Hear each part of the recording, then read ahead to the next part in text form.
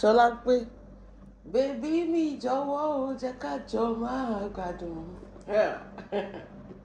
Àyà tó mọ́ yá yìí ló ṣe kẹ́ ọkọ rẹ̀. Ẹ má bínú omi o, tẹ́lẹ̀gbọ́n bá ń tàn. Ẹ ò máa má ṣe gbà o. Èèyàn mi, Solape ti gbé mi débẹ̀ ni.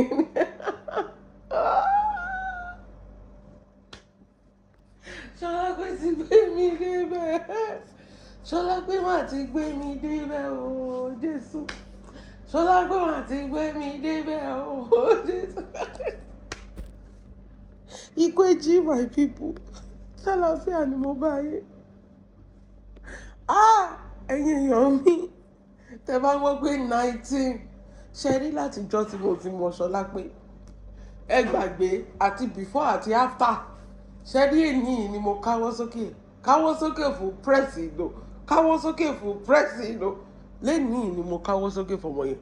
Tẹ́ bá gbọ́ pé 19 ẹyọ 4 yẹn kúrò ẹ ṣàdánù. Ayé mi o. Ṣé rí ọmọbìnrin yìí?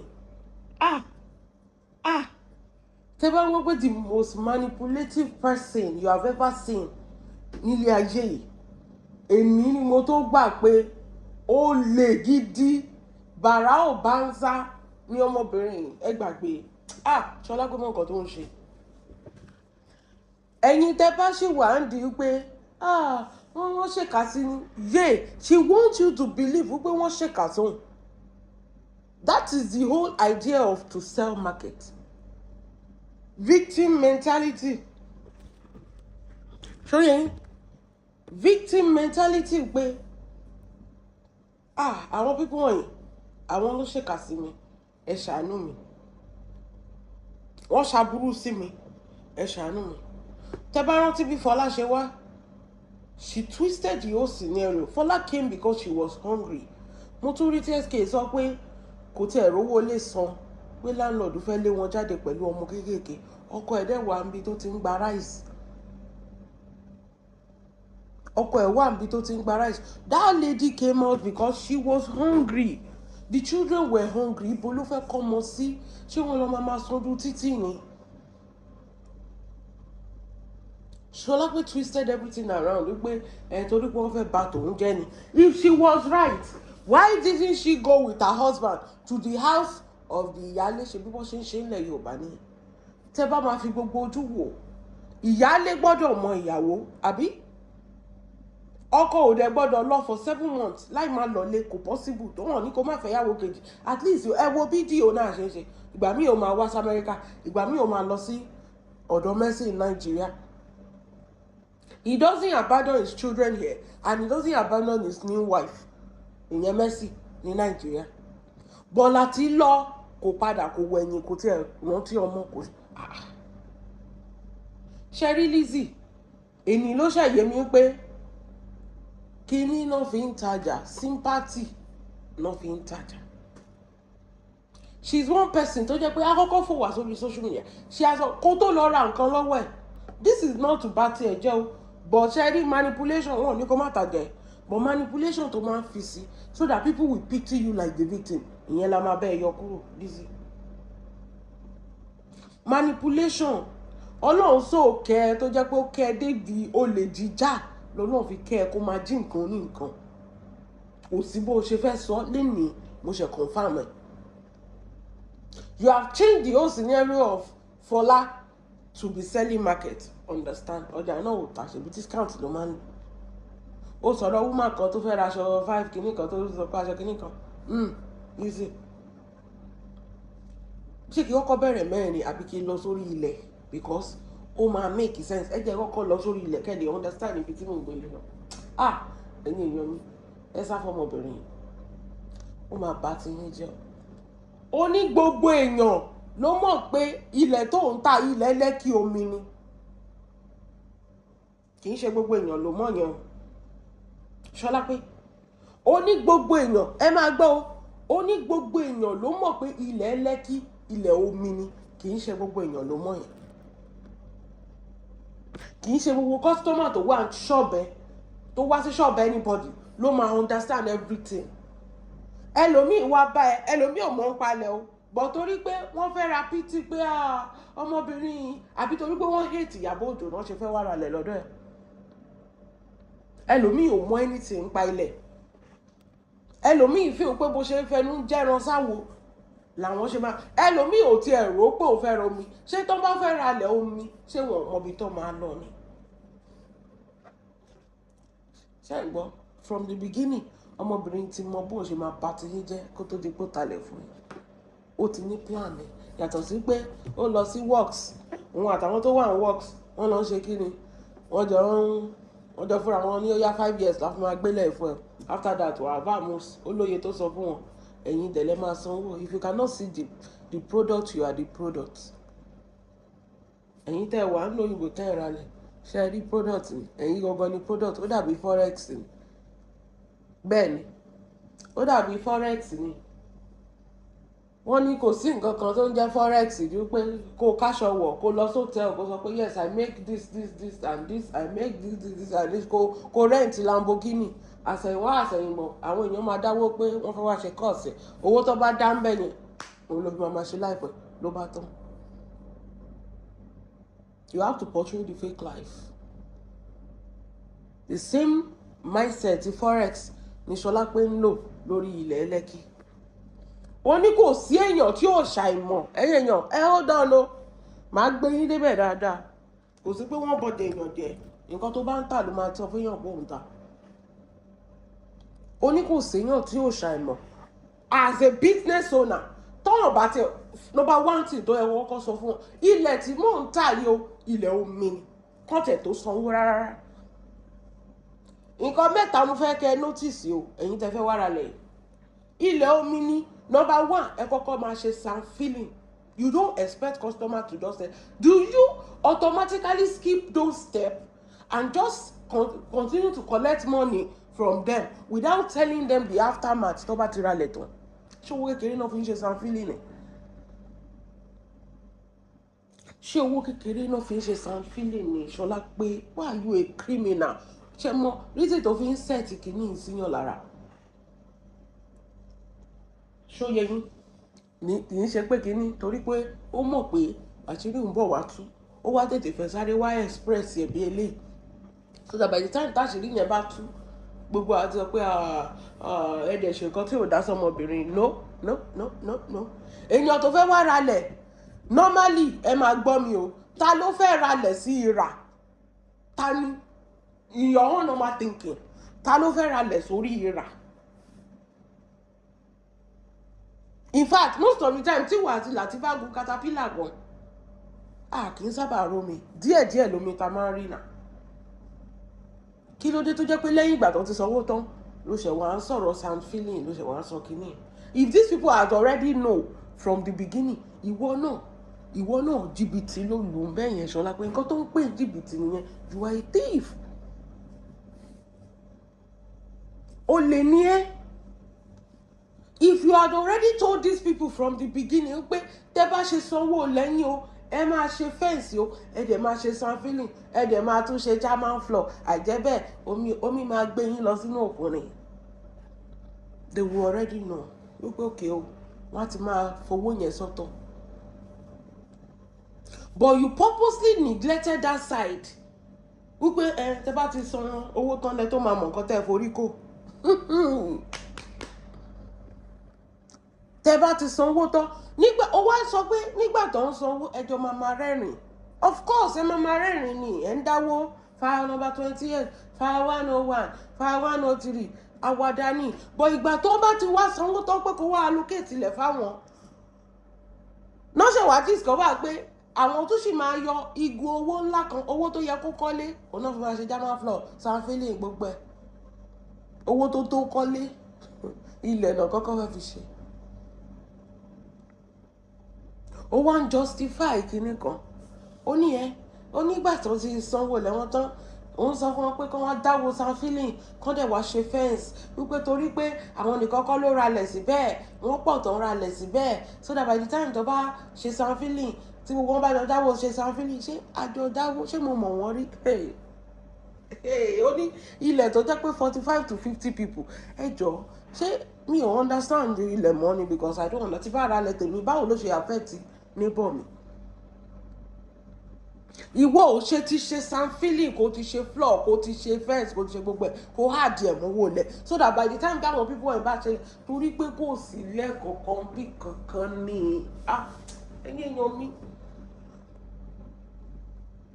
From the beginning ilẹ̀ wá ti kọ́ sínú kinní pé ẹ̀yin ẹ̀wà o ilẹ̀ tẹ́ fẹ́ ra yìí o these are the pros these are the cons tẹ́ bá ṣe sanwó tó ń dandan ẹ gbọ́dọ̀ ṣe sanfili o àìjẹ́bẹ̀ kò ní sẹ́nibọ́dì tó máa fẹ́ kọ́lé ẹ̀yin 57 lẹ wà lórí ilẹ̀ yìí o wípé gbogbo yín gbọ́dọ̀ ṣe sanfili lẹ́ẹ̀kan náà so that tí oníkálukú bá fẹ́ kọ́lé ẹ̀ ó máa easy ìgbà táwọn yẹn ṣe wà mọ̀ lẹ́yìn 3, 4, 5 years tán ti fi dáwó lẹ̀ tán àwọn kan ò tiẹ̀ tí ì dáwó lẹ̀ tán nísìnyí ó sọ pé ó dìgbà tó máa ìwọ ọlọ àwọn yẹn ṣe wà understand pé wọ́n gbọ́dọ̀ tún wá dáwó sanfili in fact wọn ò tún ní síbẹ̀ o wọ́n máa dá fún ẹ lọ́tọ̀ ìwọ tó dẹ̀ sọ pé ò lọ sórí ilẹ̀ yẹn mọ́ ọ̀tí tó bá ti kọ́kọ́ dáwó sanfili ló tó máa locate ilẹ̀ fún wọn.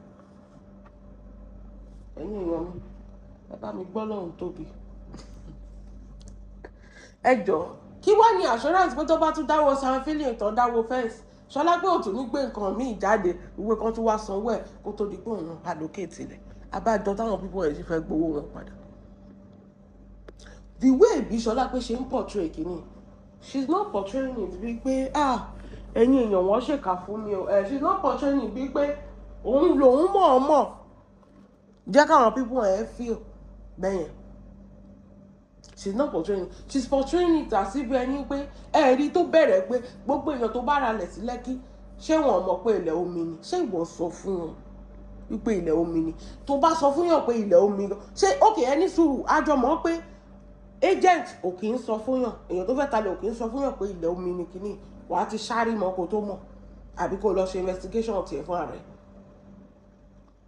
kò sẹ́nibọ́dì tó máa ń sọ fún yàn tó bá dẹ̀ mọ̀ pé òótọ́ ló dì mẹ́rù ẹ̀ o ò fẹ́ ní irú problem in the future because what will make people tó ti fi 3 years dáwọ́ lẹ̀ fún ẹ kọ́ wọn sọ pé àwọn fẹ́ gbowó padà.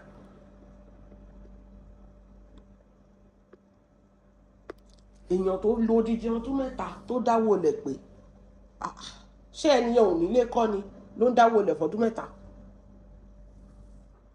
ẹ wo bí Lizzy ṣe yìí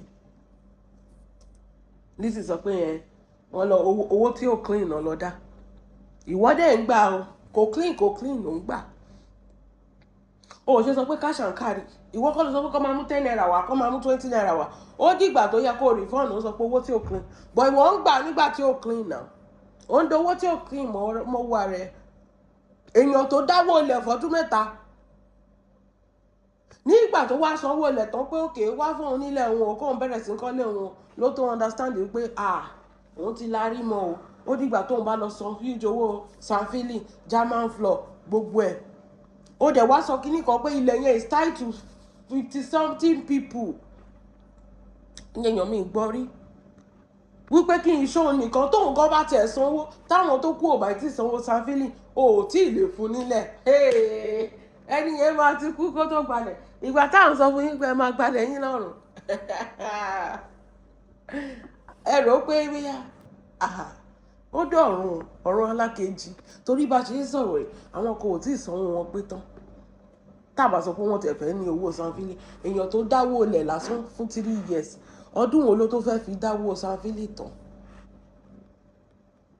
You don't understand kí sọ pé you understand torí jìbìtì ló fẹ́ lù because tó bá yẹ pé òun ṣe business ni you will understand that tó bá jẹ́ pé irú kinní yẹn ó fẹ́ máa gbowó onírú owó oníyọ̀ lórí ilẹ̀ wọ́n máa dá bí àjọ ni oṣooṣù náà máa dá fún ẹ ó yẹ kó mọ̀ kó yẹ kó o ti san fíìlì ilẹ̀ yẹn kó o ti gbé fẹ́ǹsì sí wàá ti háàtì gbogbo owó yẹn mọ́ owó ilẹ̀ yẹn wàá ti yọ gbogbo nǹkan tó fẹ́ yọ wàá ti háàtì gbogbo ẹ̀ mọ́ owó nǹkan tó ń pè ní business yẹn tó bá ti mọ̀ pé owó onírú owó oníyọ̀ kò ní sí pé òkè ẹ ti sanwó tán mo fẹ́ gbowó padà ilẹ̀ yín nìyẹn mo ti yọ fún yẹn lọ tà tó bá wù.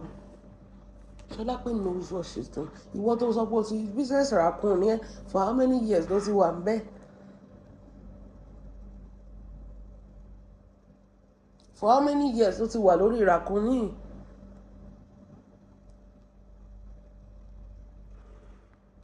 So èèyàn tó ralẹ̀ tó single-handedly dáwó lẹ̀ tiẹ̀ fún ẹ ṣé ò ń gbọ́ mi? tó dáwó lẹ̀ single-handedly ìgbà tó wá yẹ kó fún nílẹ̀ kó tiẹ̀ wá sanwó sanfili yẹn ó ní gbogbo wọn gbọ́dọ̀ ṣe sanfili ni so ó gbọ́dọ̀ dúró kí gbogbo àwọn tó kù ṣe sanfili àwọn tó fẹ́ talẹ̀ wà ń bẹ àwọn tí ò tiẹ̀ tí sanwó lẹ̀ pé wà ń bẹ táwọn sọ pé wọ́n máa rówó sanfili àwọn tí ò tiẹ̀ wù kó ralẹ̀ rárá wà ń bẹ àwọn tó kàn nílẹ̀ yẹn síbẹ̀ pé wo kó kàn wà ń bẹ tán tẹ̀ fẹ́ ṣe nǹkan kan lé lórí wọ́n tàn fi dowó mọ́lẹ̀ wọ́n wà ń bẹ. So báwo ló ṣe máa tie ilẹ̀ èèyàn kan sí 57 other people?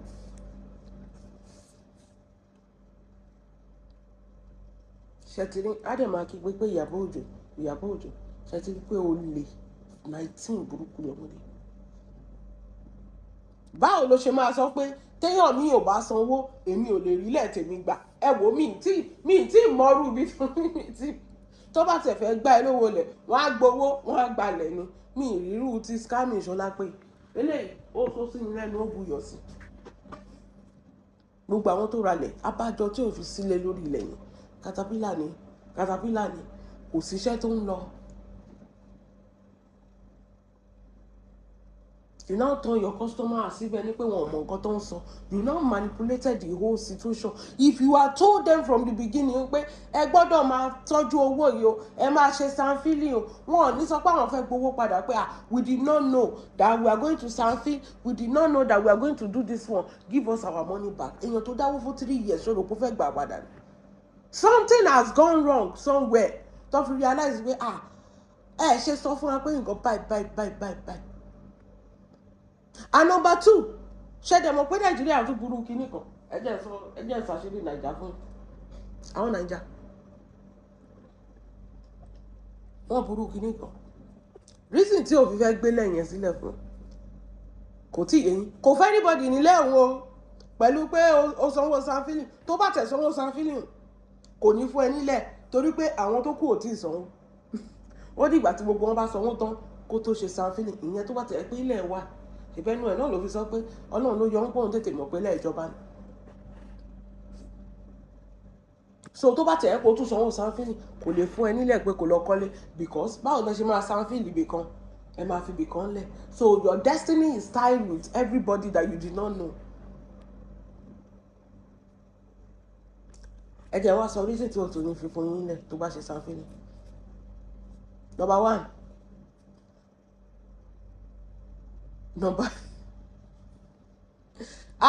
Solape o lè dá nìkan gbé lé orí ilẹ̀ yẹn so tó bá fìlì ẹ̀ tó ṣe fẹ́ǹsì tó yọ gọ́tà tó ṣe diamond floor tó ṣe gbogbo floor ilé ayé ó máa sọ fún ẹ pé o lè dá nìkan gbé orí ilẹ̀ yẹn ni and it because àwọn tó kù ò tí ì ṣe. So you are still forced to still stay for another 5-10 years bí àwọn máa sanwó tán o lè kọ́lé síbẹ̀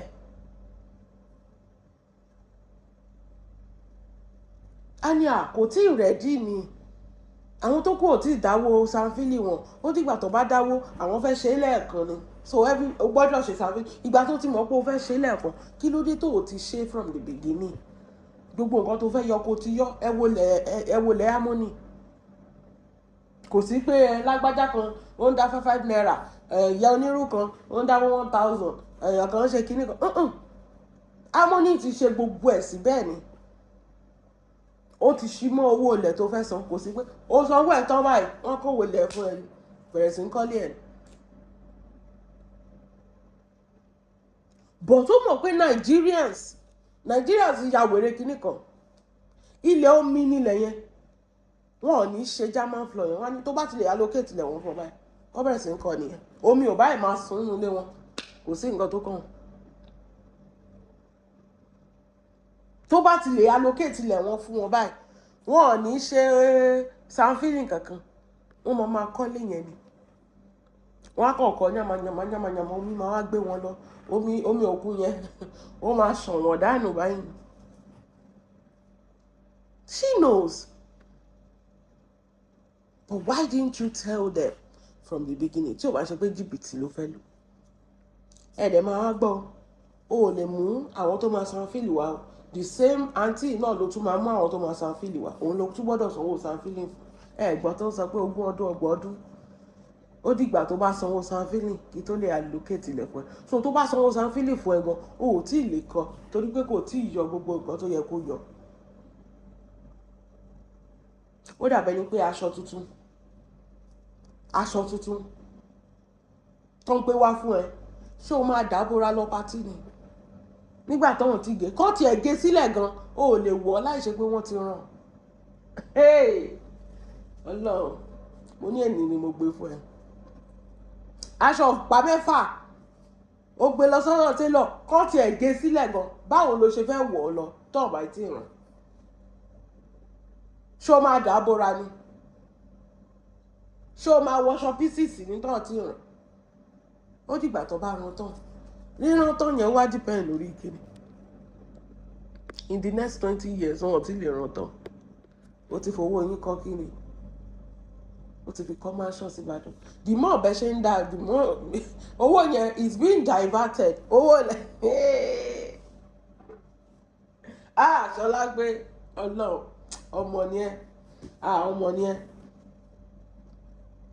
owó ilẹ̀ tẹ́yìn sọ àti sanfini yẹn is being diverted lọ sí Ìbàdàn tipa garage ọ̀nà ẹ̀ jìn ẹ rí pé kò dúró ń tòsí kí lẹ rò ó pé kò fi dúró ń tòsí kí lẹ rò ó pé kò fi dúró ń tòsí bẹ́ẹ̀ ṣe ń dáwó ilẹ̀ yẹn báyìí ló ń divert ẹ̀ lọ sí kíni lọ sí bòmí abájọ táwọn èèyàn ò fi dáwó yẹn mọ́ gbà tó ní kálukú ti ń understand pé òkè àwọn tó ti dá tán wọn ò lè kọ́ èèyàn tó dáwó lẹ̀ for 3 years ọdún mélòó ló fi máa wọ́wọ́ sanfili ṣówó kékeré ní sanfili ni depending on how many plots tó rà ọdún mélòó ló fi máa wọ́wọ́ sanfili tó bá tún sanfili tó tún ti sanwó sanfili wà ní kò tí ì lè kọ́ torí pé àwọn tó kù ò tí ì sanfili abájọ tí ò fi sílé lórí ilẹ̀ yẹn tá à ń sọ pé láti jọ yìí ó yẹ kí atẹ̀tì lè rí ilé kan ní California yìí come and be my neighbor come and be my neighbor òun kọ́ lélẹ́yìí báyìí ọmọbìnrin mọ́ ó dẹ̀ kígbe Ìyábọ̀ Òjó ó lè ní ó ń dá ìbá àtìyín láti bá tiyín jẹ́ you are the product ẹ wo eléyìí tó sọ nípa taṣọ náà ó ní kọ́sítọ́mà fẹ́ ra aṣọ kan ó ní 1.5 lòún taṣọ yẹn ọmọbìnrin yẹn lọ mo ní mo gbà fún ẹ látẹ̀yìn lọ mo gbà fún ẹ kò easy o olè náà gbọ́dọ̀ wà intelligent o ó ní kọ́sítọ́mà kan fẹ́ ra aṣọ kan ó ní aṣọ yẹn 5.5 ní ìmọ̀ nǹkan tó ń tà ní 5 bèrè pé kí ó ní bọ̀dá láti ló wọ aṣọ yẹn bọ̀dá láti ní 5.5 ìbò ó ní ọrùn bọ̀dá láti náà ti rí aṣọ yẹn wípé 5.5 láti máa wọṣọ 5.5 anyways ẹjẹ àmàsán lọ ìgbà tí ò sí price regulation Nàìjíríà ó ní ìgbà tí customer gbọ́ price ó lóun ò lè afford ẹ̀ ó lóun wá fi eléyìí tóun ta tí discount gan bá ti pọ̀ jù gan ẹ sá àsálà pọ̀ ẹ̀mí ẹ máa gbọ́ ó lóun wá fi eléyìí tóun ta ní 1.5 from 5.5 tọ́rin lọ́rùn bọ̀dá láti ẹni ẹni òun lè afford ẹ̀ because mi kí là ń ta kí lè lè tó yẹn ẹ má má dá lóhùn aṣọ àwọn àbùkí wípé òun fẹ́ oní 1.5 ó ní bọ̀ òun ṣe discount lé lórí mo ní tí discount bá ti pọ̀ jù gan nǹkan máa rújú ó lóun ṣe discount òun sọ fẹ́ ni ẹ pé ó ní 1.5 yẹn òun tà ní 750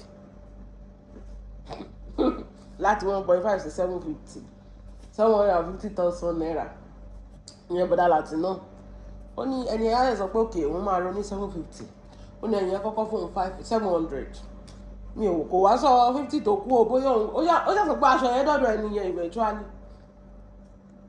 ó nígbà táṣọ yẹn dọ́dọ̀ ẹni yẹn sọ fún un pé ó ní 5.5 yẹn lòún sanwó fún òun ò sanwó fún 750 Ṣọlá pé when you talk like that why can't you ìwọ tá a mọ̀ pé you used to save anything ìwọ tó ń ṣọ́ Priscilla kiri tó ń méyàn tó bá Priscilla yà fọ́tò ìwọ ló wà ní time láti fún wa ní screenshot conversation ìwọ àti customer ìwọ tí gbogbo ayé fẹ́ pa. When you talk like that, give us the screenshot of your conversation, your negotiation with the customer. Ó fún yàn ní aṣọ 5.5 ẹni ẹ sọ pé òun ò lè afford ẹ̀ ó wá fún lélẹ́yìí tó kéré wọ́n ṣàṣẹ́yìn picture nǹkan tẹ́ni ẹ fẹ́ rà sí. A jẹ́ pé ọ̀tọ̀ ní picture tí Solape send ọ̀tọ̀ ní nǹkan tó send ó ní ẹni ẹ sọ pé òun ò fẹ́ mọ́ ẹni ẹ dáṣọ padà. And Solape is over there telling lies. Ṣé ẹ rí nǹkan ẹyọ kan lọkàn mi lọ sí ṣé ẹ rántí ìgbà tó tí Bukky sọ pé òun fẹ́ ra glasses tó jẹ́ pé Aba made fake Gucci ló send sí Bukky ní UK tí Bukky mú gbogbo ẹ̀ tó ṣe kí ni tó fa gbogbo ẹ̀yà tí Bukky mú gbogbo ẹ̀ tó fa gbogbo ẹ̀yà tó bàjẹ́ online fún báyìí ló ti bà gbogbo ẹ̀ jẹ́ pé kí leléyìí wípé fake ló send sọ́n ọ̀tọ̀ nìkan tó ń fẹ́ ra ọ̀tọ̀ nìkan tó send nǹkan tó ń ṣẹlẹ̀ ní ọ̀tọ̀ nìkan tí Solape fi hàn yín ọ̀tọ̀ nìkan tó máa send sí ó ní 750 gan tẹ́ni yẹn sanwó mi ò rò pé picture tó send sẹ́ni yẹn àbí quality tó send sẹ́ni ó lè ra ẹyọ kan kó fi máa polówó by the time tó bá ti wá rà á tán tó bá ti dọ́dọ̀ ẹ̀ ló tó máa mọ̀ pé fake ló tà fún torí àbájọ ẹ̀ rí pé the first thing wọ́n ní tó bá ti lè kí aṣọ ẹ̀ sínú washing machine gbogbo stone ẹ̀ máa gbọ̀dà nígbà tó ti jẹ́ pé Àríkẹ́ ló ń lẹ stone ìgbà tó ti jẹ́ pé Àríkẹ́ tó ti lò 20 years tí ò lè lẹ stone dáadáa Àríkẹ́ ló ń lẹ stone nǹkan tó lè mú conversation tí wà á ti lágbájá ti ní èèyàn tó kúrò lórí 5.5 million tó sọ pé òun ò lè afford ẹ̀ báwo lèèyàn yẹn ṣe máa fún ẹ lówó 750 kó wá sọ fún ẹ pé 5.5 million lòún fẹ́ gbà Solape àwọn warriors lè ṣe èrè ṣáwa náà wá ṣe èrè ní Solape èèyàn tí ìwà àtẹjọ gbé conversation yín jáde má máa fi ẹnu manipulate fún yàn àti kúrò ní gbogbo yẹn ìwọ tó jẹ́ pé gbogbo screenshot tẹ tó máa lọ screenshot Instagram Ìyábọ̀ tẹ máa lọ fi sórí Facebook mọ̀mọ́ tẹ máa edit Ìyábọ̀ kiri sínú conversation ìwọ ló wà nílé screenshot evidence ẹ̀ kó gbé jáde tí ìwà àti customer yìí ni ẹni ẹ sọ fún ẹ categorically pé òun ò ní 5.5 million láti ra aṣọ kan ó lóun ní 750 ṣègbó ní 750 tó o níyẹn wàá send photo sí kì í ṣe ẹyọ kan ló máa ní náà wàá send different photos sí ó máa sọ fún ẹ pé léyìí lóun fẹ́ kí ló ní tó fi sọ̀rọ̀ débẹ̀ ṣé ọ̀tọ̀ nìkan tó ń display tó bá ti kó aṣọ kéjì kalẹ̀ ọ̀tọ̀ nìkan tó ń tà fáwọn èèyàn behind the scene bóyá you will show them the original by the time tó bá ti dọ́dọ̀ wọn fake ló máa jáde that is why you became a speaker so that they won't be able to come and question you gbogbo èèyàn máa ti wá assume wípé wọ́n fẹ́ bà tiẹ̀ jẹ́ Ìyábọ̀ ló rán wọn wá àṣẹ iṣẹ́ ibi tó ń ṣe sáwọn èèyàn lélẹ̀ kí èèyàn tó raṣọ 750 kó tó lè dá padà pé kì í ṣe nǹkan tó ń fẹ́ lélẹ̀ when the person ó wá sọ pé ẹni yẹn wá ń parọ́ pé ẹni yẹn sọ pé aṣọ 5.5 million nígbà tẹ́ni yẹn ti sọ fún ẹ tẹ́lẹ̀ Solape stop lying now. Báwo lèèyàn ṣe máa gbé aṣọ 5.5 million tó máa sọ pé òun fẹ́ fi ra oní 750 tó o dẹ̀ ti sọ pé ẹni yẹn sọ pé aṣọ 5.5 million yìí òun ò lè afford ẹ̀ wípé òun ò mọ̀ pé wọ́n tó yẹn wípé kò bóun wá mi á jẹ́ pé fake ló send sí àbí kí n ṣe nǹkan tó pick ló send sí kó tó dáṣọ yẹn padà. You are a thief. Mo ti rí nǹkan tí mo fẹ́ rà báyìí mo sọ pé nǹkan báyìí mo fẹ́ rà ọ̀tọ̀ nìkan tó wá báwo mi ò ṣe ní ìdápadà. Ti Bukky náà gbà yẹn ọ̀tọ̀ ní glasses Gucci àbí Versace tó sọ pé ó send àṣẹ fake Chinese glasses ló send this Bukky kan gbogbo ẹ̀ báyìí ó ní ibi tójú tí òun dé gan òun ò lè fún yàn ó lóun ò lè fún yàn ó kàn gbogbo ẹ̀ báyìí lóde life. Ṣé ní àná la ti ń gbọ́ pé fake ló máa ń tà What I order versus what I got. Ọjọ́ òkùnkùn ni. Ó wá di speaker so that nobody will be able to call you out. Tó bá fẹ́ call you out, wà á tètè sá síta. Wà á níṣẹ́ ti rí o. Mi ò mọ nǹkan tí mo ṣe o. Àṣẹ, this is how you operate. Ṣé rí? Àwọn tí ò lè sọ̀rọ̀ ló pọ̀ jù torí ẹ̀rù ń bá wọn pé ó máa gbé wọn síta. Ó máa bẹ̀rẹ̀ sí wá blog wọn. Ẹ̀rù ń bá wọn ó máa gbé wọn síta. Ìwọ tó ń sọ̀rọ̀ pé èèyàn tó lọ sọ́dọ̀ blogger tó lọ gbé ẹjọ́ ẹ̀ fún blogger wípé àwọn méjì ló jọ dáwọ́ lẹ̀ wípé èèyàn kan fẹ́ wá gbowó. Ṣọlá pé irọ́ ti ba ayé ẹ̀ jẹ́. Àwọn méjì jọ dáwọ́ lẹ̀ èèyàn kan fẹ́ wá gbowó ẹni ẹ wá rò pé blogger ni kò ń lọ bá. So possible ni Ṣọlá pé why are you lying like this? Well no, àwọn warriors wọn ò ní nǹkan kan, they are all brokies. Ìwọ ló ń fún wọn so they will believe everything. Ìwọ lọ́lọ́run wọn. They will believe anything you tell them. But we will question everything you say because we know you deep down. What you are capable of, Ṣọlá pé. We understand you well. Why are you such a liar? Ó ní èèyàn méjì dáwọ́ lẹ̀ fún ẹ, èèyàn kan fẹ́ wá gba gbogbo owó padà. Leti, okay, yàtọ̀ sí àwọn méjì tó dáwọ́ lẹ̀, ṣé èèyàn kan nìkan tó jáde nìyẹn? Èèyàn tó jẹ́ pé èèyàn kan ló dáwọ́ lẹ̀ tó sọ pé ò ní fún ní refund púpọ̀ ọdún 3 ló fi dáwọ́. Èèyàn kan tún nìyẹn. Tó jẹ́ pé wọ́n á ti larí mọ́ kó tó di pé wọ́n understand di owó tó san fowó lẹ̀ ó kéré sí owó tó máa kọ́kọ́ fi fix ilẹ̀ yẹn kó tó bẹ̀rẹ̀ sí ń kọ́lé. Owó tó máa fi fix ilẹ̀ olómi tó tà fún yín ìrà ẹ̀mí àfẹ́ ẹ̀bọ owó yẹn is enough to kọ́lé. Ìgbà táwọn èèyàn ti wá larí mọ́ tọ́yán tó mọ̀ pé so sound feeling wà a gbọ́dọ̀ ṣe sound feeling kó tó di pé àkọ́lé. Àwa mọ̀ àwa tìyìn sí ibi tó jẹ́ pé kìkì rà ni. Ṣé mọ gbogbo ibi tó máa ń gbà kọjá yẹn? Gbogbo ibi tó máa ń gbà kọjá ní fídíò yẹn. Ṣé mọ̀ pé ibẹ̀ yẹn dry land ni kì í ṣe bẹ̀ ló ń tà fún yín. You are the product. Ẹ̀gbọ́n omi ẹ̀mí yáfẹ́ ẹ̀gbọ́n tó rọra ó ń fi ṣe bíi pé ilẹ̀ burúkú ló lọ tà fún yín. Ilẹ̀ tí ò yẹ kán tà fún yín ni. Ìgbẹ̀yìn tó yẹ pé ìjọba nìkan ló lè ṣe irú ilẹ̀ yẹn ẹ gbàgbé. Ilẹ̀ tọmọbìnrin yìí tà fún yín ìjọba nìkan ló lè afford bóyá wọ́n fẹ́ ṣe hotel síbẹ̀ ṣe mọ́ àbí wọ́n fẹ́ ṣe resort síbẹ̀ ìjọba ló lè afford láti ṣe irú ilẹ̀ yẹn. Ilẹ̀ tí Ṣọlá pé ń tà fún yín yẹn ibo ló ti fẹ́ rówó? Ó ní sound feeling kò sọ fún yín pé German floor náà wà ńbẹ̀. Gbogbo ibi tó ń gbà kọjá yẹn kọ́ o iwájú kìkì rà kò kí ń gba bẹ̀yẹn kọjá kò kì í ṣó ìbẹ̀yẹn nínú fídíò. Tẹ́ bá ti rí tó ń lọ kébé kì í ṣe bẹ̀yẹn ló ń tà fún yín o. Gbogbo ibi tí caterpillar àti bọ̀dálà ti máa ń dúró sí yẹn kì í ṣe bẹ̀ ló ń tà fún yín o. Ibi tó ń tà fún yín iwájú níṣẹ́ ẹ lọ bẹ̀ ní tẹ́ máa fi rí. Ibi omi iwájú kò ń débẹ̀ yẹn rárá. Ibi tó gbẹ ó dẹ̀ máa lọ síbẹ̀ ńgbà àṣálẹ́ kò ń lọ ńgbà òjò. Ìgbà àṣálẹ́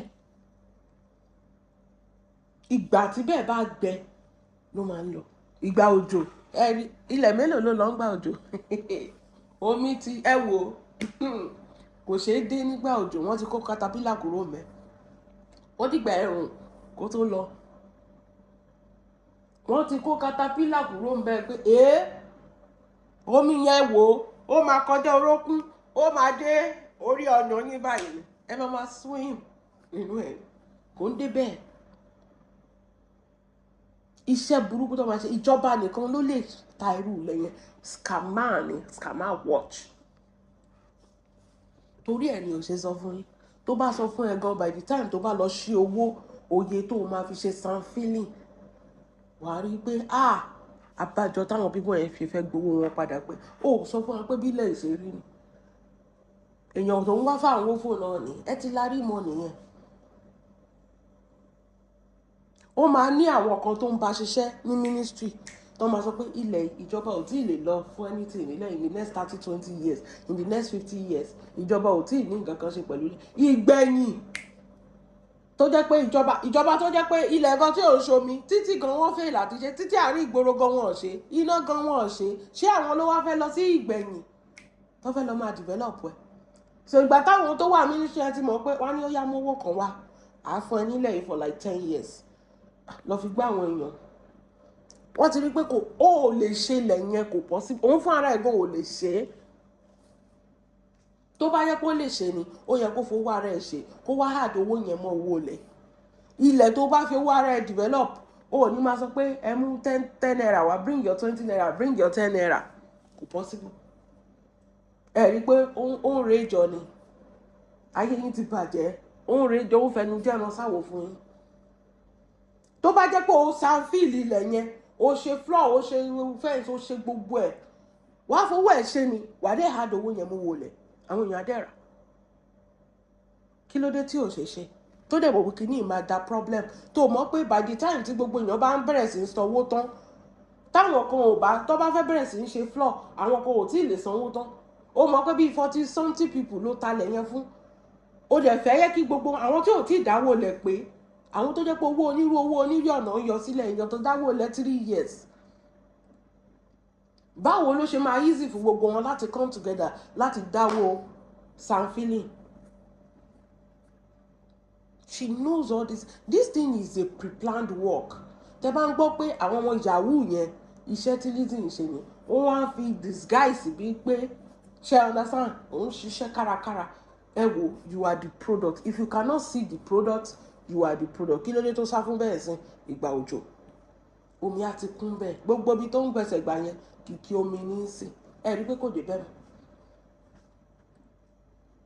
ẹ jẹ́ kí gbá ẹ̀rùn wá ẹ máa rí bó ṣe máa fò lọ síbẹ̀ ó máa gbé rọ̀dà láti àti katapila dání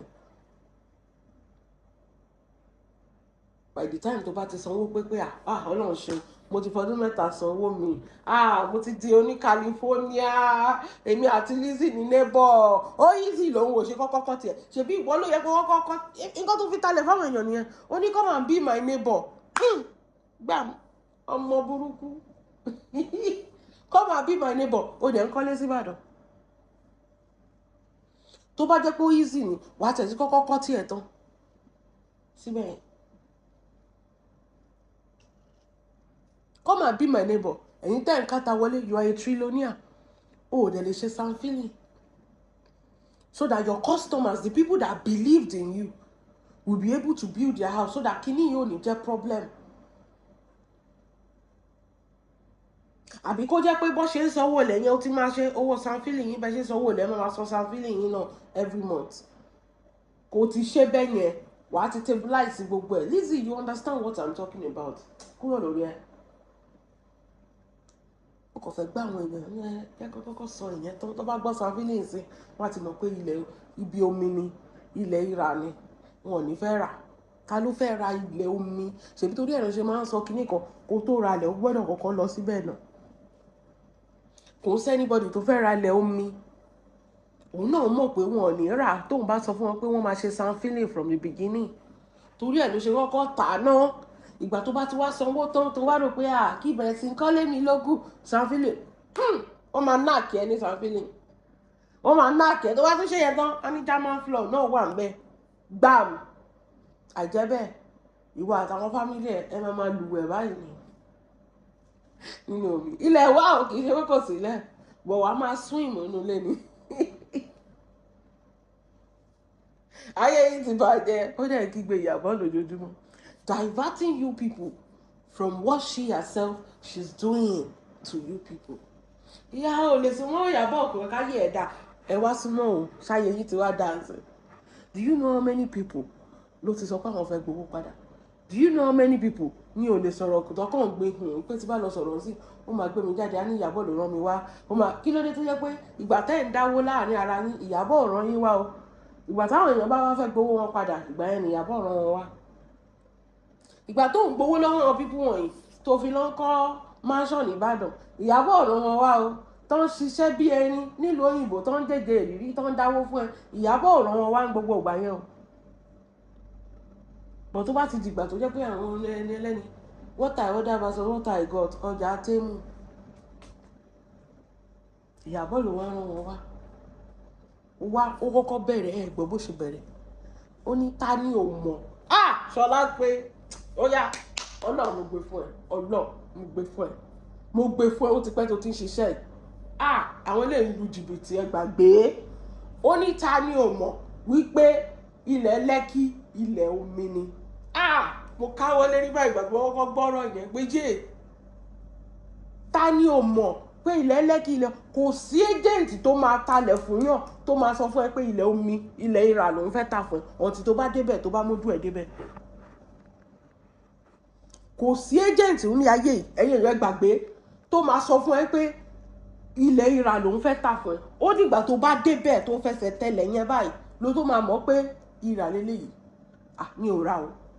Ìgbà tẹ́yìn ò dẹ̀ ti débẹ̀ torí majority of this client they are in developed country. Ṣé ẹ tiẹ̀ mọ̀ bí tí Lizzy ń gbé ní tẹ́ bá tẹ̀ fẹ́ rán àwọn family yín pé kó lọ wò, tẹ́ bá tẹ̀ rán àwọn family yín pé kó lọ wò, for example ibo náà máa ń dé, ibi tí Lizzy máa ń fẹsẹ̀ rìn lọ yẹn ibẹ̀ náà máa ń wà, ibẹ̀ ẹ̀gọ́ ẹ̀ ṣì máa rí traces of omi díẹ̀ mẹ́,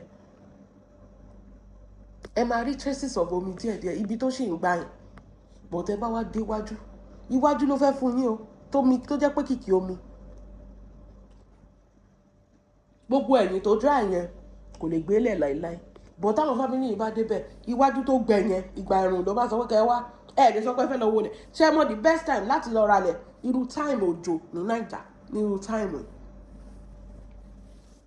kò sí ni wàá mọ̀ ní ṣá wípé ayé ẹ̀ ti báyìí. Tó bá fẹ́ gbalé gan Naija time òjò ní kó lọ gbalé.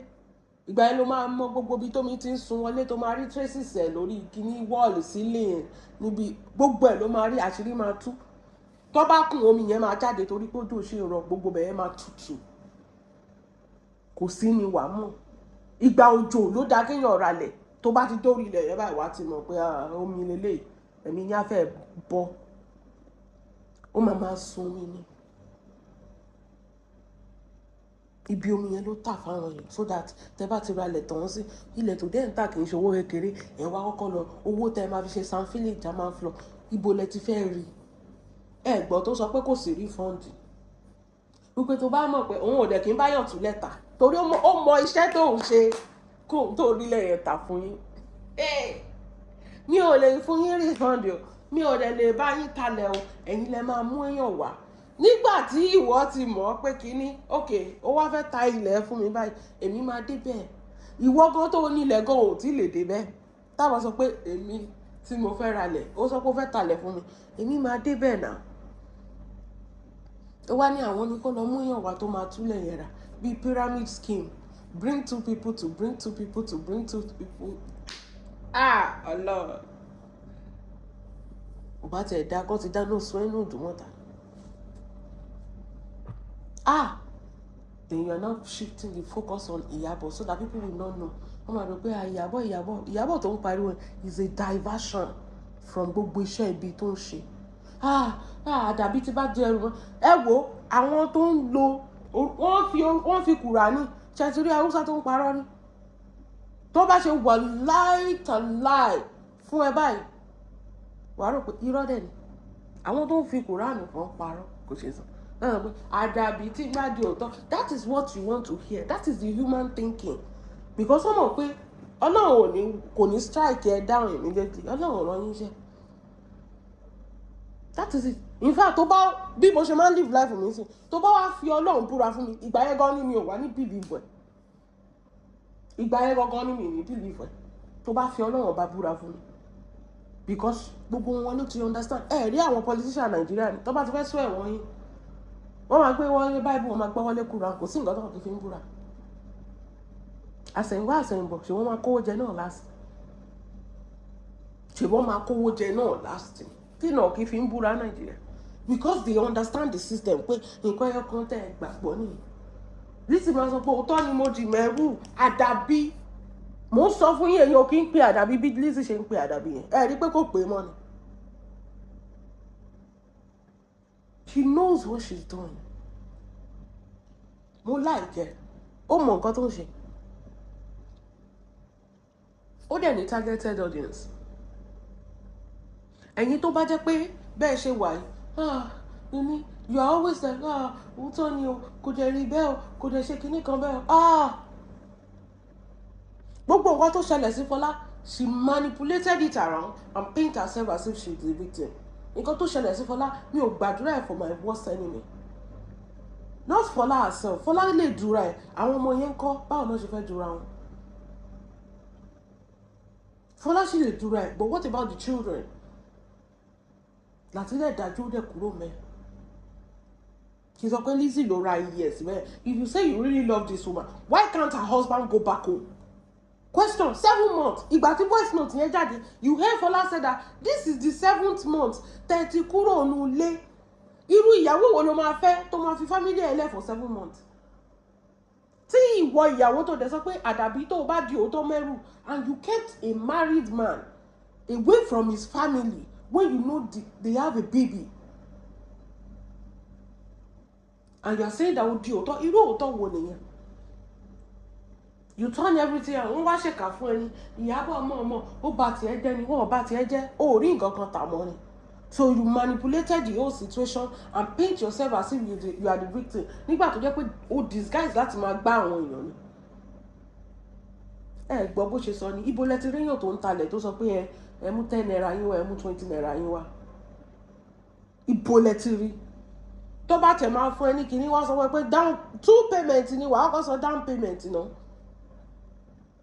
Bẹ́ẹ̀ ni, kò ní sí pé bring your 10 naira, oye tó bá ti mú wá, mú 1000 wá lẹ́nìí, mú 5k wá lọ́la. Ibo lẹ ti réyàn tó ń talẹ̀ tó ń gba owó burúkú bẹ́ẹ̀. So kò séyàn tó lè kówó kìṣì lẹ́pẹ́ okay, pay 60%, pay 30%. Kí ló dé tó yẹ pé òun nìkan náà fẹ́ gbowó padà? And why is she coming online? Kò sí business tí ò kì í ní issue. Ṣó ti yẹ yín? Èèyàn tó bá ti ń sá wá online láti wá sọ pé nǹkan báyìí ló ṣẹlẹ̀ sí mi, irọ́ ló ń pa. As a business person, in fact, if you have issues with your customer, you don't bring it to social media. But if a business person is bringing everything tó bá ti ṣẹlẹ̀ wá sí social media, ibẹ̀ ní kẹ́ ẹ ti fúnra. It's called manipulation.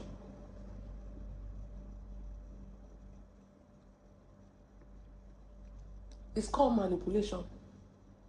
Èèyàn tó sọ pé o taṣọ fún, tẹ́ni yẹn categorically tell you that mi ò lè ra aṣọ 5.5 million, mi ò lágbára ẹ̀, pé bí next time. Ó ní but okay, mo fẹ́ something like that. Ó dẹ̀ fún, ó ní nǹkan tó fi hàn náà. Kó tó sọ pé okay, nǹkan tí mo fẹ́ ni. Why is from you sending, ìgbà tẹ́ni yẹn ti mú nǹkan tó fẹ́, tó dẹ̀ ti mọ̀ pé 750 ní aṣọ 1.5 ní ó tà fún 750. Discount gan ò dáa.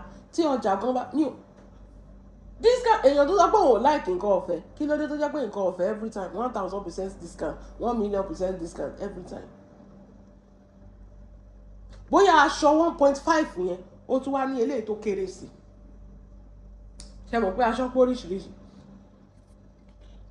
Tó bá ní aṣọ 1.5, ó wá ṣe discount á jẹ́ pé òun ta. Ṣé inú ẹ̀ máa dùn kó slash half aṣọ 1.5 ẹ̀yìn èèyàn mi kó máa tà 750. Irú ẹ gbà mí. Kó wá slash odidi half kó ṣàmọ́lẹ̀ báyìí torí pé kí ni? Á jẹ́ pé aṣọ 1.5 yẹn ó ní ọ̀tọ̀ nìyẹn. Tó bá ti wá sọ fún yín pé òun tà kan ní 750, a cheaper abba made version ló ń tà. Nǹkan tẹ́ni ẹ rí nìyẹn tó fi return aṣọ yẹn pé nǹkan tí mo order kọ́ lélẹ̀. Ọ̀tọ̀ nìkan tó máa fi hàn ẹni yẹn, ọ̀tọ̀ nìkan tó máa dé ọ̀dọ̀ ẹni yẹn pé kí lélẹ̀.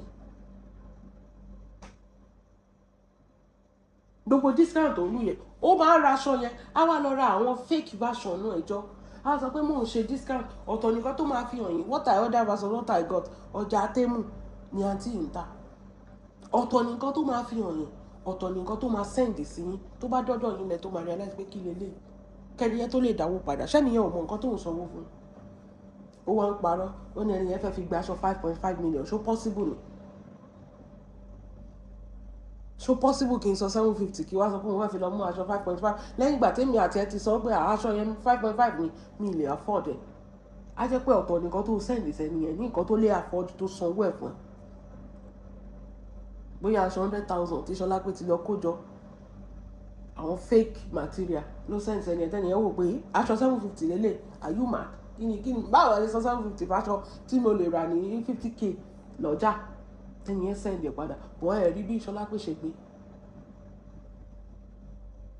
Àtúkìgbẹ́ Ìyábọ̀ Òjó ló rán wọn wá, just imagine.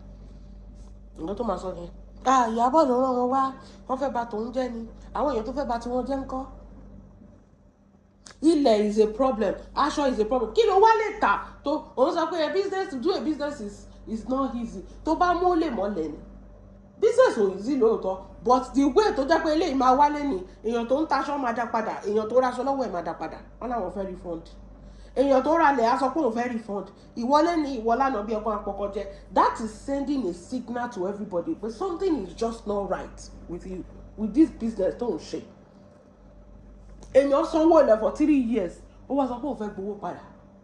Kì máa ń ṣèyàn kan, kì máa ń ṣèyàn méjì Solape, kì máa ń ṣèyàn kẹta tó jẹ́ pé every time and you run to social media painting yourself as the victim. Kí ni wọ́n rí? Have we asked the question to the depth of it pé kí ni wọ́n rí? Is this the first time táwọn èèyàn ń jáde pé àwọn fẹ́ gba owó wọn padà? Why will you say you are selling something and there is no refund? What are you selling? Ilẹ̀ tó jẹ́ pé wọn ò tí ì dórí ẹ̀, kì í ṣe pé wọ́n ti lo ilẹ̀ yẹn tí a bá sọ pé ẹ ti lo ilẹ̀ yìí o ẹ̀ lè dá padà. Ilẹ̀ tó jẹ́ pé it's just a payment. Kí ló dé tó jẹ́ pé ìwọ ò lè tuta? Torí tó bá ralẹ̀ lọ́wọ́ àwọn tó ń talẹ̀ gidi ni o. Tó bá sọ pé àmì ìfẹ́ mo nídìí owó mi ìfẹ́ lẹ́yìn mọ́ inú wọn gan máa dùn nítorí ilẹ̀ yẹn á ti appreciate oye tó rà ń gbà yẹn kọ́ ló máa rà ń sí. Ọmọbìnrin yóò ta nǹkankan jìbìtì ló ń lù. Òun sọ pé òun ò lè bẹ́ẹ̀ talẹ̀ torí ó ti mọ̀ pé kò sí anybody tó máa ra lọ́wọ́. Tó bá sọ pé ó ní kó lọ méyàn tó máa rà wá, tó bá múyàn dé bẹ́ẹ̀ wọ́n sọ pé ilẹ̀ ẹ̀dà tó sọ pé ilẹ̀ ìwọ́gùn ò mọ̀lẹ̀ tó rà. Àwọn tó sanwó California ẹ sọ fún wọn pé kọ́ mú yín dé California. Wọ́n ò mọ̀ bí tí California wà. Wọ́n ò mọ̀ bí tí California wà. Ọ̀run ni California ilé ìwà sí. This is the reason why nobody can build anything on it. Òṣèkọ́ ìrànì. Tó bá fẹ́ kọ́ more than owó tó san fowó ilẹ̀ yẹn náà ló máa tún kọ́kọ́ fi ṣe floor. And these are working class people, 9 to 5 people. Tó jẹ́ pé you can go to Ogun State, ẹ lọ sí Ogun State, okay, ẹ lọ sí kíní Ọ̀yọ́ State. Báwo ló ṣe ń talẹ̀? Ṣebí òun gan ó mú owó tiẹ̀ ó lọ sọ́yọ́ ó lọ kọ́ mansion síbẹ̀. Ó mọ̀ pé Lẹ́kì yẹn ò ṣe kọ́ omi ni ó mọ̀ kí ló dé tó lọ ń tà. Ó mọ̀ pé kò ṣe kọ́ ó kàn fi lu àwọn èèyàn jìbìtì ní now. Ẹ lọ sógun State kí ló ń pè lómi. Ilẹ̀ tó máa tẹ̀túrà ridiculous price tí Solape ń talẹ̀ ilẹ̀ tó owó tó fi lọ ralẹ̀ lọ́dọ̀ Solape tó ò mọbi tílẹ̀ wà wàá fi ralẹ̀ wàá fi kọ́lé lógun State wàá ti kan tán wàá kọ́ mansion sógun State. Owó tó fi lọ ralẹ̀ tó ò tiẹ̀ mọbi tílẹ̀ yẹn dojúkọ tó wá ń di wàhálà lẹ́ni lọ sógun State. Wàá kọ́lé wo mansion ló máa fàyà pẹ̀rẹ̀pẹ̀rẹ̀ lé lọ́nà kó wá ṣe floor kí ló ń pè floor kí ló ń pè lómi. If you are so truthful to the deal, why can't you tell these people from the beginning? Because you know nobody will buy it. That's why you hid that part from them. Come and be my neighbor. They see you galavanting, don't be bulldozer, don't be gbogbo, to my money, kebe.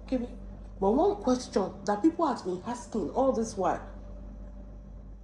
why is there no single building on that land?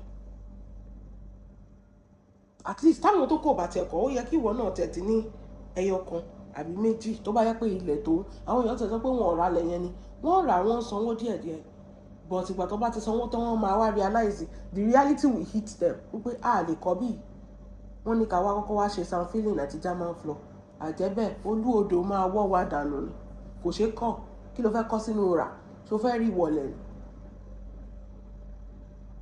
then wọ́n máa wá realize pé they just Solape òde kì í ṣe refund no refund policy ìwọ tó lè kọ sórí receipt tó fi talẹ̀ pé no refund but you forget to tell them wípé you must sand fill you must German floor ẹ̀yin èèyàn you are the victim you are the product.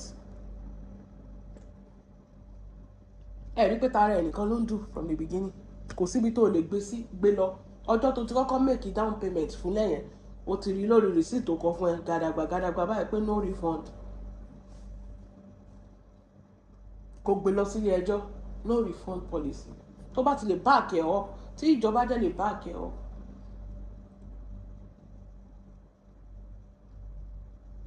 but èèyàn tó lè kọ no refund kò dẹ̀ yẹ kó kọ sínú contract pé you have to sanfil pé the land needs sanfiling torí tẹ́ni yẹn bá ti rí from the beginning pé sanfiling omi nìyẹn oníkálukú máa ti retreat ọlọ́run má jẹ́ ṣó sọ ọ́ rí pé ẹ máa sanfil látijọ́ tó ti ń polówó California òun kígbe no refund ṣó sọ German floor rí èlò náà ṣe fence kí ni fence yẹn kéré náà fence yẹn ó kàn mú mọ ní pé ẹ máa fence ẹ kí náà ń fence kí ni wọ́n ẹ̀jẹ̀ gbà mí kí náà ń fẹ́ báwo ló ṣe fẹ́ ṣe fence tó bá kọ́kọ́ ṣe sanfili àti German floor ó mọ̀ mú fence yẹn rí kẹ́ ẹ lè rò pé fence ló jẹ ìwọ ò ṣe yọ sanfili kúrò kó sọ pé fence èlò náà fi ń ṣe fence with 2 million wàá ṣe fence irú fẹ́ǹsì wo ló fẹ́ ṣe kán gbé géètì sí kán ṣe fẹ́ǹsì ṣé wọ́n lè gbé géètì fi sí nígbà tí wọ́n bá tí ì ṣe sanfilling àti géètì àti fẹ́ǹsì wọ́n máa rì wọnú omi ní ìrìbọ omi ní. Look at you now turn people's hard-earned money ó wá sọ pé gist lover kan bá yéèyàn jẹ you are the gist lover. You now turn people show how many years you won't want parọ́ gbowó lọ́wọ́ àwọn èèyàn àwọn wá rò pé they have a property in Nigeria they don't have shit because you know how many years it took them to pay èèyàn tó lò 3 years láti sanwó lẹ̀ how many years ló tún máa lò láti fi ṣe sanfilling sódà omi ò ní gbé lọ wọn ò tí ì kọ́lé o ilé ò tí sanfilling àti German floor ilé ò tí kò tẹ̀ tí ì yọjú kò tí ì sí architect kò tí ì sí anything pé wọ́n fẹ́ yọ kíní kan wọ́n fẹ́ ṣe foundation ẹ sì kọ́kọ́ fẹ́ fíìlì ilẹ̀ yẹn kẹ́ má bàa rí kò tí ì sí gbogbo ọlọ́run ẹ wọ́n sọ pé àwọn èèyàn ní jáde pé àwọn fẹ́ gbowó padà ìfìnà ìnáwó kọ̀lẹ́ mọ̀ ni o ò ní sá lọ sọ́dọ̀ blogger torí o ti rí pé this woman has cornered you wọ́n ti corner ẹ̀ pa. The no receipt policy tó ti fún ẹ from the beginning tó bá lọ sí any court no refund. Kí ló dé tí o fi okay no refund o lè dáwó padà bó yẹ kó o lè gbalẹ̀ yẹn kó tún tà náà tí yẹn bá ṣe ń ta torí ẹni rédíò ṣe ń play lójoojúmọ́ ló fi ń manipulate orúkọ Ìyábọ̀ Òjó diverting you people from what she's doing herself to the masses. That's why she's screaming, Iyawo Ojo, she's a bad person. She's a bad person. I'm the good one. You don't know what she has done to me. I am the victim. Torí pé kí ni, ó fẹ́ lù mí ní jìbìtì. Reckon with me. I am the victim. I am the good one. She will ṣe kíní kan. If I have ṣe kíní kan. Manipulating. Iyawo Ojo ló ń jalè. Iyawo, ó máa shift the focus from herself. Bó ṣe máa ṣe, nǹkan tó ń pè manipulation ni. You are being manipulated on this social media. Ó pọ̀ gan. To kíni to other people ẹ wo nǹkan tí lágbájá ń ṣe so that ẹ ní rí nǹkan tó ń fún ara ẹ̀ ń ṣe sáwọn èèyàn. Ìyábọ̀ Òjó ló tún lọ jalè ń patí Ìyábọ̀ Òjó ẹ wo bí ń lọ ẹ̀ ṣe rí Ìyábọ̀ Òjó so that ẹ̀yin ọ̀tọ̀ nǹkan tó ń sọ yẹn lẹ́ máa focus on. Bọ̀ ẹ̀ ní lè rí òun fún ara ẹ̀ for who she truly is. If you cannot refund money ó yẹ kó o lè gbalẹ̀ yẹn padà náà. Why is it that the two you cannot accept any one of the two? In fact, wọ́n ní ìdùnnú alápàtà ni tí màálù bá yọ ké. Ilẹ̀ tó tà ní last year àbí 3 years ago tó rà ní 100 million. After 3 years tó sọ pé àwọn ò rà mọ́ oko tẹ́wọ̀n àwọn padà. In fact, inú ẹ̀ máa dùn ní wípé ilẹ̀ yẹn ti appreciate. Owó iye tó dẹ̀ san 100 million lọ sọ tẹ́lẹ̀ o nísìnyí ilẹ̀ yẹn ti lè di bí 120 o. Tó bá yẹ pé ilẹ̀ gidi ló ń tà ilẹ̀ máa appreciate kí ló dé tó fẹ́ gbà padà kó tún make more money torí ó mọ̀ pé kò sẹ́ni anybody tó máa ra lẹ́yìn báńkà ẹ ti ṣòwò ṣọ́ọ̀tì o ẹ̀yin warriors ẹ ti ṣòwò ṣọ́ọ̀tì àti ẹ̀yin lábòsí ẹ ti ṣòwò ṣọ́ọ̀tì wọn ò sọ fún yàn bọ̀ wọ́n ti sọ fún yín sí you are aware àbí ìyẹn ti lọ nìyẹn. Next time tẹ bá ti mọ̀ pé owó kíní lélẹ̀ ẹ má máa lo emotion láti máa support it even what we want you to èèyàn tó tẹ̀ ń ṣépè fọmọ what we want you to say that irú èèyàn yìí mo fẹ́ lọ bá dòwò pọ̀. Look at mo máa sọ fún yín pé àtàrà àwọn èèyàn tó bá súnmọ́ ẹ wo Láti, ẹ wo Àríkẹ́, ẹ wo sídọ̀ọ̀gì, kí ni àwọn yẹn rí achieve? Tó bá yẹ pé bó ṣe lówó tó nìyẹn, ó yẹ kí Láti máa control àkálọ̀ tí Láti dá tó parọ́ fún wa pé ó ní kálọ̀ tó ní gbogbo ẹ̀. Ó yẹ ká rí, ó yẹ kó yẹ ẹ rí pé wọn ò lè separate torí pé kò sí nǹkan kan. Ó yẹ kí kálọ̀ tìyẹn kó yà lọ́tọ̀, ká rí investment Láti, ká rí nǹkan tó ń ṣe. Láti ò ní iṣẹ́ lọ́wọ́. Ìyàwó ló ń bọ̀.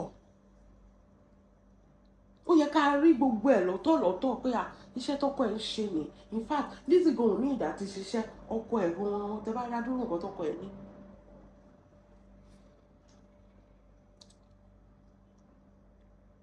But here we are.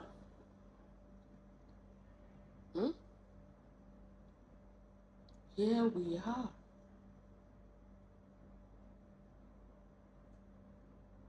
Well, no. 1 minute silence when you 30 show 30 someone. Nobody is coming to save you. Ìyẹn ti lọ nìyẹn. Ó ní 20 ọdún 30 ọdún tẹ́ ẹ̀ bá ṣe ó ti mọ̀ pé mo lè ti fẹ́ rówó ṣe sanfilling àti German floor. Tẹ́ ẹ̀ bá ṣe sanfilling, tẹ́ ẹ̀ bá ṣe German floor, ẹ lè rí lẹ́yìn gbà. Àwọn kan tẹ̀ tí sanwó pé wọ́n sì ń sanwó lọ. Àwọn tó ti sanwó pé reality has hit them pé dẹ̀ lè mọ anybody wá òun náà lè máa sanwó sanfilling fún. So oye tó bá tún pè fún yín, ó lè sọ pé sanfilling yẹn, ó lè sọ pé bíi 30 million àti German floor yẹn. Òun náà ló tún máa ṣe lẹ́yìn yẹn, ó tún máa tún jáde pé ó tún ní ìdí owó kan tó tún yẹ kẹ́ tó kọ́ ilé yẹn. Ẹ gbàgbé ẹ̀ lè rí kọ́. Nǹkan tí ò ti lè jẹ́ kóun fún ara ẹ̀ kọ́lé síbẹ̀, ẹ̀yin ò lè rí nǹkan kankan.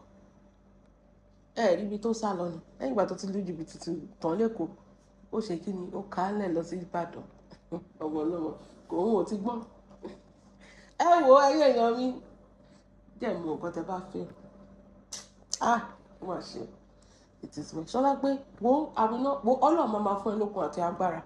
Sórí irú èmi, irú nǹkan báyìí kò lè ṣẹlẹ̀ sí irú èmi torí èmi ò kì í lo emotion.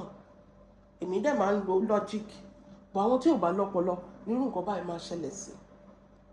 Kò lè ṣẹlẹ̀ sí irú èmi. Ẹ gbàgbé èmi ẹlẹ́yà tí mo jáde gbogbo nonsense yẹn lọ́la. Emotion lẹ́yìn máa ń tẹ̀lé. Ẹ jẹ́ àlọ́ba èyí mẹ́sàn-án ni kò lè gbá yín. Celebrity kan ló ń gba yín. Kí ni bẹ́ẹ̀ dá máa fi jáde? Àwọn celebrity àti cream o àti kinní o àti gbogbo ẹ̀ o. Àwọn ló ń lu jìbìtì jù. Ẹ rántí Asponsi tó sọ pé you cannot leave 1 million for fine girl. Àwọn ló lu bó ṣe lórúkọ tó jìbìtì náà lù because the fake life they want. Táyé tí yóò bá bàjẹ́. Báwo ni Ṣọlá pé ṣe máa kọ́ mansion tó kọ́ sí Ìbàdàn? Mansion tí ọ̀run lẹ ti máa gbà. Kò jẹ́ bó ṣe jẹ́ ìyẹn mi ẹ jẹ́ àmàlà. God bless you. Have a wonderful day. Bye.